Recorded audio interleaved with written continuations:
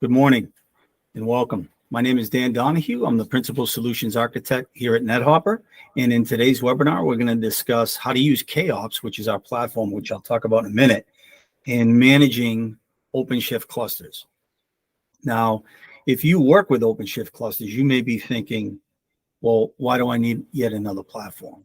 What we're discovering, and I'm sure maybe you are as well, and maybe that's what brought you here today, is that more and more scenarios are calling for a hybrid cloud scenario. So you may have to manage some Kubernetes clusters that are running OpenShift, and you may have to run some that are running, like, let's say, Amazon EKS, Rancher on-prem, Microsoft Azure AKS clusters. And so you need a platform that will work for all those different types of Kubernetes distributions. So that's what we're going to cover here today, go over KAOPS and how it can be used for OpenShift. This is not by any means like an OpenShift slam. Nobody here, we don't have anything against OpenShift or anything like that. We have lots of customers that use it. We have lots of requests to migrate from OpenShift to public cloud, and we do have other requests migrating from either public or on-prem to OpenShift. So more and more scenarios are calling for a platform where you can easily migrate Kubernetes deployments across different either cloud providers or Kubernetes distribution. And that's the purpose of KAOPS. And I'm going to only share one slide with you today. This is a technical discussion. So I'm going to have one slide and it's going to overview our architecture.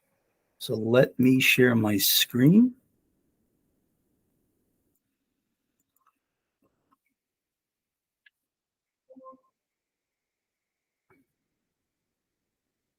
So as you can see here, this is KAOPS. It's called Kubernetes Application Operations Platform as Service. That's a mouthful. But essentially, it's an easy button for Kubernetes. And if you focus on the three middle layers there in this slide, that is really our architecture stack. So at the very foundation of what we do network and security. Now, when you see network, you immediately might think that we build out physical networks and we need IP addresses and all those things, but that's actually not the case. When we use the term network, what we're referring to is a virtual application network. It's an overlay network over an existing physical network. So you could have clusters distributed in different regions that could either be reachable via the internet or they could be reachable via direct links. We don't get involved in the underlying physical network. We form a layer 7 overlay network on top of the existing network in order to facilitate multi-cluster management. And so we use an open source project from Red Hat called Scupper, and Scupper is what we use to form our virtual application network. And then in our infrastructure as automation layer, we take a GitOps approach to both infrastructure and application management. And all that really means is whether you want to build infrastructure from code or deploy Kubernetes applications, KAOPS takes a GitOps approach to that. So we point to repositories that will have your application manifest, and we'll deploy them accordingly. And for your infrastructure as code, we use Crossplane, which Crossplane supports natively Terraform, and it supports cloud providers. And basically, if you have existing Terraform, you can create a simple Crossplane manifest to point to your Terraform and instantiate your infrastructure as code. If you're new to infrastructure as code, you can use Crossplane natively to create very simple schema files, a YAML file, to build the infrastructure you want, whether in Amazon, on-prem, could be in Azure, it could be anywhere. So we take a GitOps approach for that. And I'll talk a little bit more about that in a minute. And then at the top layer of our stack, this is really kind of where the secret sauce occurs as well. We integrate a lot of the Argo projects. We integrate Argo CD, Argo events, and workflows. And over this virtual application network, we can manage multiple clusters from something like a single Argo CD server. So you don't need, if you have multiple clusters, you want multiple applications distributed to those clusters, you do not need to run Argo CD on every cluster. You basically create, and you'll see in a moment, a virtual application network, which will install Argo CD in what we call is a hub cluster. Now, if you've used OpenShift ACM, Advanced Cluster Management, that would be kind of like the local cluster in ACM lingo. So the hub cluster is the one cluster in an application network by which all the other clusters, which we'll call edge clusters, can securely essentially call home to that hub and establish an MTLS encrypted endpoint over which that virtual application network can perform, essentially a control plane. So over that, we do Argo CD for the ability, again, to deploy applications. We run crossplane in the hub, which will, for any clusters that you've built from infrastructure as code, and you'll see that in a minute, it monitors that as well. And for observability. So we can have a single Grafana dashboard in your virtual application network, scraping KPIs from Prometheus servers running in all the edge clusters. And so it gives you a single pane of glass by which you can do application management, infrastructure management, observability. And one of our newest features, and you'll see in a moment, is this little blue icon here. It's called KAOPS GPT, or K8s, K8s GPT. Basically, it's an AI LLM that uses OpenAI, and coming soon, you'll be able to install it locally. So if you have your own LLM, you can point to that as well. Essentially what it does, it's like a Kubernetes expert in every cluster. So what it essentially does is it looks at all your deployments, all your YAML, strips out any sort of sensitive information, credentials and things like that. And it can look at your deployments and figure out what, from a Kubernetes perspective, may be wrong. And so it's very powerful in that aspect. So those three layers are really what KAOPS is. Network, form that multi-cluster network. Infrastructure automation, where if you want to do infrastructure as code, we can do that. And then from your application, observability, and AI, what we call AI ops, you can do all from that hub cluster. So that's our architecture in a nutshell. Now, moving away from that, I will go directly to, well, before I do that, a couple differentiators. So again, this is an OpenShift webinar, and actually I didn't mention it, but KAOPS is completely cloud agnostic and cloud provider agnostic. So OpenShift to us is just another Kubernetes distribution. And the reason we're doing this webinar is we've seen increased traffic from customers, again, looking to manage OpenShift in a multi-cluster, hybrid, or just from an OpenShift management standpoint. And so if you've played with OpenShift and use ACM, there's some very similar traits between ACM and KAOPS. One is they both do multi-cluster networking. They both, again, have this concept of an ops cluster, a control cluster. So in the case of ACM, you call it a local cluster. KAOPS, we call it a hub cluster. They both do infrastructure as code. And they both do app deployment using Argo CD. So why KAOPS? Why wouldn't I just use ACM? Well, there are some key differentiators between KAOPS and ACM. Number one, and this is a concern we see from customers, when you use ACM, you need to install all your credentials. Like if you're going to build an Amazon cluster, you need all your AWS credentials stored in that ACM cluster. We can integrate with things like HashiCorp Vault, or another company that we've worked with is called Cloud Truth, where they manage secrets and configuration for you. We also support sealed secrets, so that if you do put your creds within the cluster, the control cluster, we will encrypt them for you. What else is there? The infrastructure as code is a big differentiator. Now, if you look at ACM, you'll see that it supports a lot of infrastructure. It supports Amazon, all the alphabet soup cloud providers, and it supports bare metal. So what's the differentiator there? One is they don't take a GitOps approach to infrastructure as code. So you can use their model to build your infrastructure as code, but it's not GitOps driven. And why is it important to have GitOps from infrastructure as code? Well, the number one reason is, well, there's two reasons. The main reason is using GitOps to control your infrastructure completely mitigates infrastructure drift. So, for example, if I use infrastructure as code to build like a 2-node EKS cluster, and I point the KAOPS application to it, and it'll deploy it, create it, and manage it. If I or somebody else would go into the Amazon console who had access to that and were to change it, like let's say add 2 more nodes to it, well, Crossplane would detect that the infrastructure that's instantiated doesn't match the source of truth, which is in Git, and therefore it would essentially run another Terraform apply, reverting the infrastructure to whatever is declared in your repo. So infrastructure drift mitigation is a big thing. We see a lot of customers that really like that. And also from that GitOps approach too, conversely, let's say I did have a 2-node cluster and I was looking at it, go, man, this cluster is overloaded. I either need to create another one and migrate all my apps, or I'd really like to, all I really want to do is add 2 more nodes to that cluster. Well, because that cluster was built from a GitOps driven manner, I can just go to my YAML or my Terraform, and I can change the node count from 2 to 4, for example. And within a 5-minute polling period, Crossplane will detect that the running cluster only has 2 nodes, but the repo calls and the source of truth calls for 4 nodes, and it will spin up those 2 additional nodes. So having a GitOps approach to infrastructure code, to me, is a big differentiator. A couple other things. What else is there?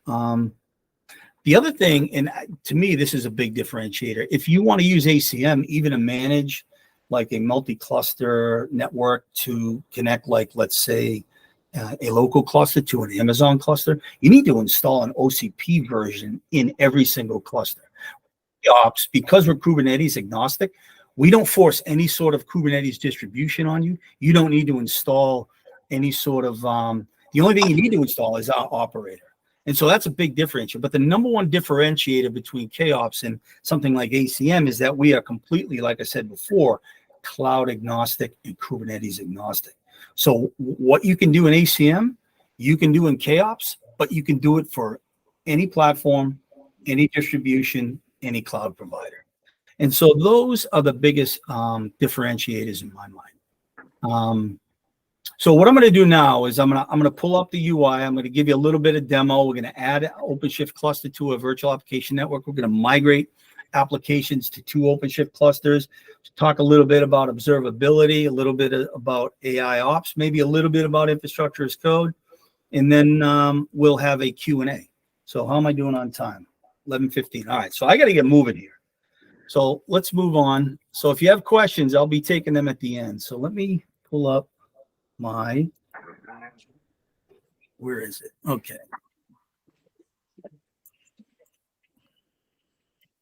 Okay, hopefully y'all can see that screen. Now, I'm not from the South, but I'm trying to sound that way.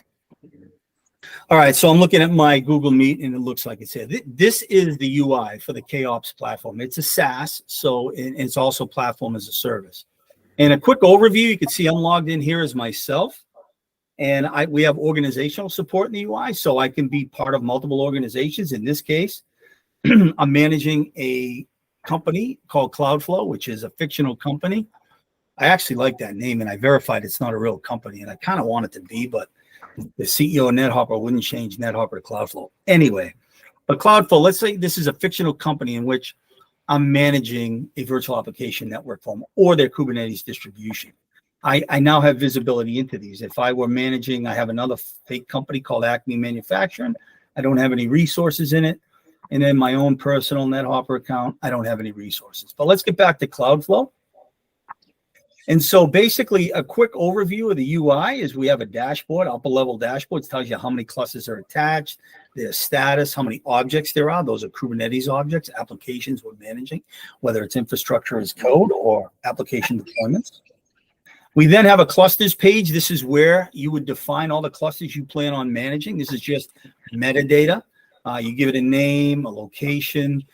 You can put in the context in which it's going to run, and you'll see why in a minute why that's important. And you give it a tag. Now, if you use ACM for OpenShift, tags will be familiar. They call them, I think they call them labels. So essentially, we tag clusters and we tag applications, and then we create simple rules that say something like take any application tagged foo and distribute to any cluster tagged bar. And essentially, what we do under the covers, we create Argo applications for you, so you don't actually have to create any sort of Argo CD application or application sets. We handle all that for you. You just point us your application manifest, create these tags, create the rules to say how you want them distributed, and then we handle all that Argo CD for you. And so you'll see that in a moment. And once we do that, we form a network. Again, a network is not a physical network. This is like an application, a virtual application network. And in this network, you can see I have 4 clusters. I have an on-prem hub running here in my home. It's running on bare metal. I have an EKS cluster, an AKS cluster, and an OpenShift cluster. Basically, what I would, and you can see the agent is up, the Argo's up, and the hub link's up. So let's say I want to add a second OCP cluster, and I have another one defined. It's running on the West Coast, and it's called OCP West, and I've labeled it OCP West. Now, this is the one-time install for a cluster. You'll see here, we give you a set of instructions. This is where the context comes into play. So if you're like me and you have a kubectl console with many contexts for many clusters, this will make sure you install it in the right cluster. It'll create the namespace you want to put it in, and then the curl instructions, which will download our operator and any network feature, which I'll get to in a second, to install. And so I will simply say I want to copy this to the clipboard. That can only be used one time. I pull up my kubectl console, and I do it. I have an alias for getting all the contexts. I have two OCP clusters, an EKS and AWS. I'm sorry, AKS. So I'm going to paste those instructions here, and you can see it's going into that admin West console, which is my OCP West cluster, and that will install our operator and anything else that we've deemed that it should be added to that cluster. And so while that's installing, when you create a network, like let's say I create an application network, I call it foo. Here is where you determine what features go in there. And so these are the current tools that we basically offer both like single sign-on security and enterprise level support for. So you have your Argo events and workflows for your CI/CD pipeline. You have Crossplane for infrastructure as code, Grafana for observability. And when you select that, we install Prometheus as well. KHGPT, which I talked a little bit about at the beginning. I'll talk a little bit about the end. Sealed secrets for any sort of, if you do want to seal your secrets in here, like your credentials, you could do that here. And then Argo CD. And by default, they're all enabled. Now, you might look at this and go, well, I don't see my a tool that I want to use, for example. Like I might want to use Kong or something like that instead of like a native like Nginx ingress. Well, because we're a GitOps driven platform, you could simply point the platform to the tool that you want, create the rules that'll say where you want it deployed. It'll all get deployed. And if you're using YAML, you can point to the particular YAML files that you want to use for that, the values file that you want to use for that Helm chart for that tool, and it will be configured accordingly. And then I won't get into the networking here because we don't have a lot of time, but that's how you install those features. So if I come back to my network, I can see my West Coast OpenShift cluster is now attached. So now I have EKS, AKS, and OpenShift. I'm not going to spend a lot of time on infrastructure as code, but you can see here I have two applications or two IAC instances, meaning that AKS cluster and the EKS cluster were built from infrastructure as code. And you can go on our YouTube channel, and I have videos on there on how to do that. But let's get to the application because we're getting a little late here, and I just want to show we have two applications running. We have a backend application.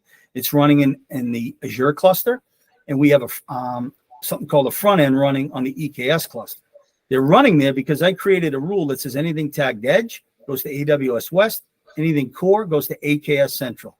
So back end is tagged core, front end is tagged edge. Now, let's say this is a migrate scenario. I want these to run on OpenShift. All I simply do is that let's say I want to run, I'm going to edit this rule.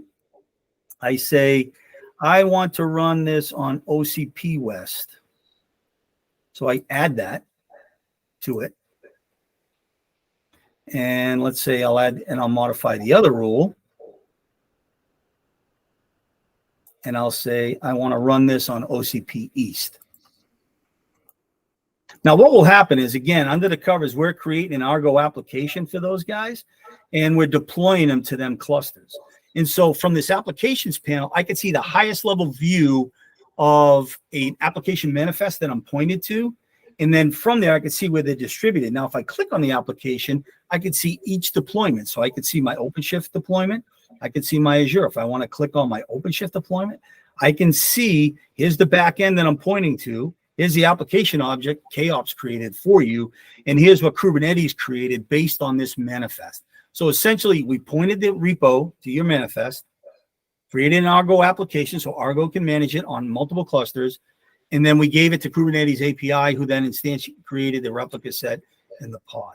And so from there, I could see that both my applications are now running in OpenShift. And so if I'm migrating to OpenShift and I've determined based on the KPIs that these applications are healthy, I no longer need to run them. In this case, I no longer need to run an Amazon. In this case, I no longer need to run an Azure. And so simply what will happen is we will tear down those applications on those clusters. And you can see here, I've now migrated my application to OpenShift. Just with a few clicks of the button. No need to upskill myself in really the intimate details of Argo CD. You saw I only did one kubectl command at the beginning, which was just to install our operator. Once you do that, everything's done from the UI. The question is, I know someone's going to ask it, is do you have API support? Yes, we do. And so you can, everything you see I'm doing here, you can do via the API. Last two things I just want to go over quick and to leave 5 minutes for questions is the observability. You can see here, because I have Grafana running in my hub cluster, I can now observe any dashboards that I may have. We come with stock, I think 35 dashboards included in Grafana, excuse me. And so from here, I just created this cluster, so there's really no data. I can go to maybe my EKS cluster and I can see basically how that's being used. I can go to my OCP cluster on the east and see some data there. So you can see I can observe from this panel any KPIs on any cluster.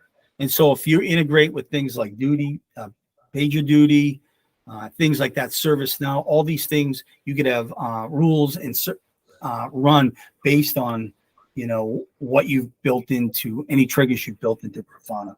Last thing I want to talk about is AIOps. This is our latest feature and probably my favorite, only because if you troubleshoot anything in high tech, finding out like the domain in which the problem lies is the biggest challenge, right? And so when you're dealing with multiple clusters, multiple deployments, could be different cloud providers, when you run into a situation, you're like, is the problem my application? Is the problem I didn't deploy it correctly in Kubernetes? Is the problem in any sort of underlying infrastructure or network or anything like that? What AIOps helps you do is either quickly pinpoint the problem in Kubernetes or eliminate Kubernetes so that you can then focus on really where the problem lies. So for example, you can see I have a bunch of issues I need to resolve. But in my hub cluster, you can see it says, hey, this stateful set is referring to a service that doesn't exist. And then it tells me, oh, it's looking for this Argo CD applications controller service, but it's not created. So to fix that, I either need to integrate that. But I look at this, I go, oh, wait a minute. I actually don't use that service. I don't need it. This is kind of an innocuous error. I can go change my manifest for this application to say, yeah, you don't need that service. And that would remove this problem. And so that's how AIOps can help you debug Kubernetes issues. Plain English, what the problem is, plain English, how to resolve it. And so I think I went about as fast as I could. We have about 4 minutes left. I don't know if we have any questions. I should have put my email up here because feel free to reach out to me. My email is simply Dan, D-A-N, at nethopper.io. Dan at nethopper.io. Any questions?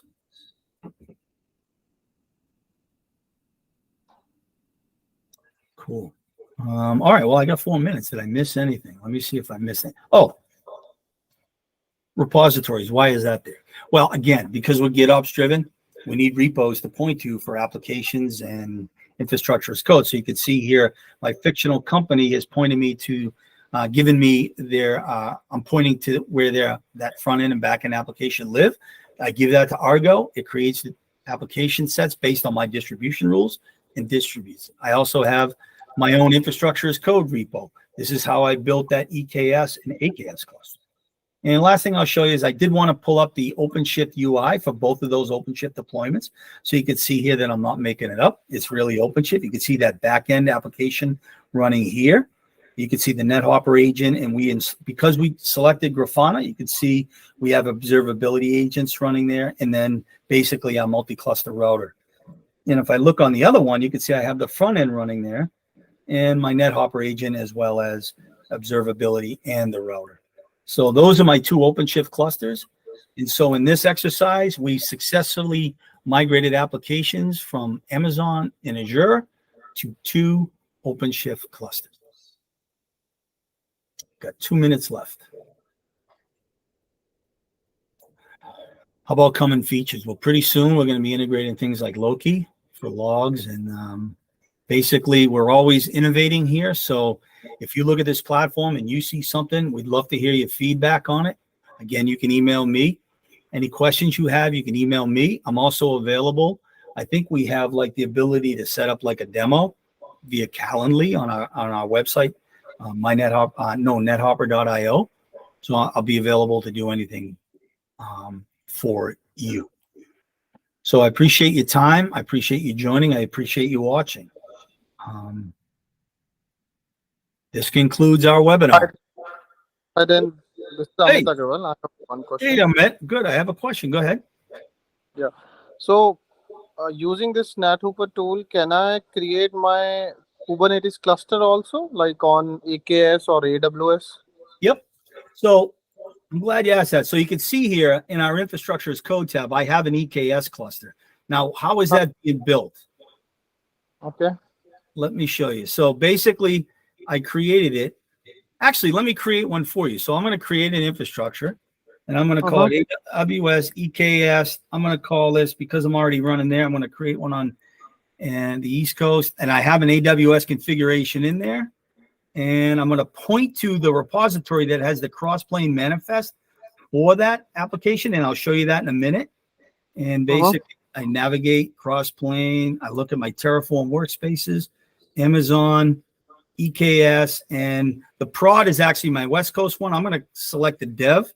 And basically what will happen is it will start creating this cluster, which will take about 20 minutes.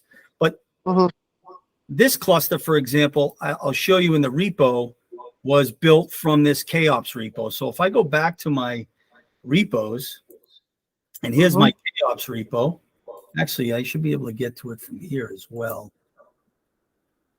I don't know where my repo tab went. Anyway, I'll go up here. That is right in this KAOPS repo. You can see, here's that Cloudflow, Terraform workspaces, Amazon, EKS. And the one I just selected, you could see this is a simple cross-plane manifest. And I have a couple it basically is pointing to another repo of that fictional company. Let's see. Okay. Show you Cloudflow, where the Terraform exists, and I have a few variable substitutions. So you can think about it, if you have Terraform existing, let's say to build a T2 medium on Amazon, you only need that in one place, but you want to instantiate that in multiple locations or multiple contexts. You would create a simple manifest like this to do the variable substitution you need for whatever it is the cluster you want. And so once that cluster is built, which again, it'll take about 20 minutes, I would then attach it. And if you go back and watch the recording, I would attach it here and basically install the Nethopper operator, which would connect that cluster to a hub operator from which application, infrastructure monitoring, observability in Kubernetes and AI ops can be done. Does that answer your question? Yeah. Thank you. Thank you, Dan. Good question. Thank you. All right, we're 1 minute over. Any more questions? Going once, we're 1 minute over. Going twice. All right, thank you for your time. Appreciate you showing up. And again, reach out with any questions or any feedback. Dan at Nethopper.io. Thank you.